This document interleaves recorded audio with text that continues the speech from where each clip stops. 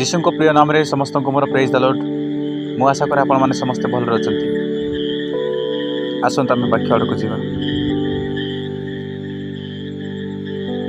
जीवा पूर्व किसी आलोचना आम करवा युव समय कथा विषय को। आज अनेक युवक आउ युवपीढ़ी मान आम देखिपुर सत से माने अनेक क्लेश अच्छा से माने जना पड़ूना आम दृष्टि लोकों दृष्टि मात्र से माने अनेक अनेक क्लेश अच्छा सेटा की प्रकार कहले आज इंटरनेट जुग दुनिया रे से माने अधिक आगक जाइछन्ति।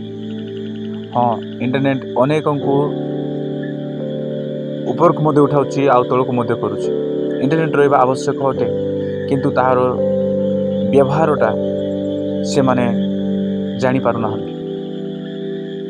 आज मोबाइल को बहुत गुरुत्व देउछन्ति आउ जगतर विषय को जो विषय को देखन्ति।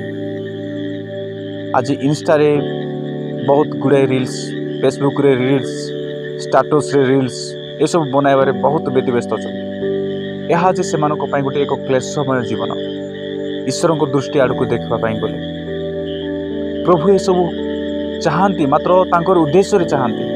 आज तांको उद्देश्य से माने आज युवक युवती माने पालन कर पारना मो प्रिय माने। यह बहुत अफसोस विषय। आज तांको पाखे बहुत किसी जोश अच्छी से जोश रे जो सब विषय करिवार थिला से सब विषय करूना। ईश्वर चाहती तांकर वाक्य प्रति मन देवा पाई। आज सही वाक्य प्रति आज मन देउना युवा माने तांकर जोश को अन्य जगह कार्य लगाउछन्ति। ताहा ज्ञानी सलमान लिखती कि युवावस्था जहाँ सब करुँच से सब बेकार, मध्यावस्था से माने जहाँ भी करते से भी सब बेकार, बुढ़ा बयस जो ज्ञानी सलमान जाऊँच से लिखुं।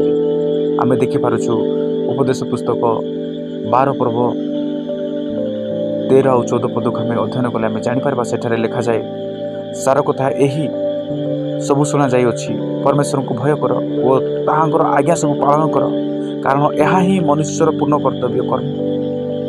जेहेतु परमेश्वर प्रत्येक कर्म पुणी भल कि मंद प्रत्येक सुस्थ प्रत्येक गुप्त विषय विचार में आने। प्रेज द लॉर्ड, हालेलुया, सदा प्रभु। एटार ज्ञानी सलमान कहते सब प्रत्येक विषय शुणा जाइए। आज अनेक शिक्षित शिक्षित होउछन्ति, शिक्षित हेबा सत्वे से माने अनेक अनेक परिस्थिति रे पड़ जाउछन्ति। परमेश्वर को भय करूना, निज को ज्ञानी बोल भावुछन्ति। शिक्षा लाभ कला से निज को ज्ञानी भाविला से अनेक विषय कर पकाती। ईश्वर आज्ञा सबको पालन कर पारना। जदि सही जोश रे आज युवा मानकर जोश रे जदि से रहीक बहुत किसी जोश सहित ईश्वर सेवा करती, ईश्वर आज्ञा सब पालन करती, ताहले ईश्वर केते खुशी होते आउ से माने ईश्वर राज्य जावाई कंपलसरी से टिकेटा हो जाता। कारण यह ही मनुष्य पूर्ण कर्तव्य कर्म। आज युवा माने जानिबा आवश्यक पूर्ण कर्तव्य कर्म केउटा ईश्वर को सेवा करवा, ईश्वर को सहित आराधना रहा, ईश्वर को प्रार्थना रहा, ईश्वर को संग धरी रहा, ताहा ही आम पूर्ण कर्तव्य। यह युवा माने जानिबा आवश्यक अटे। जेहेतु परमेश्वर प्रत्येक कर्म पुणी भल कि मंद प्रत्येक गुप्त विषय विचार में आने। युवा समय में जो सब विषय आम लुचिक करुचु ये सब करुचु एरा भावी था ताहा भूल अटे मो प्रिय माने। से सब को आम पछरे पकाइबार अछि, नले परमेश्वर दिन आसीबो, परमेश्वर दिन से दिन आम सामने आनिबे। से समय आम कौन करि परिबा? आज से समय थाउ थाउ आम यौवन अवस्था आप सृष्टिकर्ता स्मरण अधिक भाव कर आवश्यक अटे।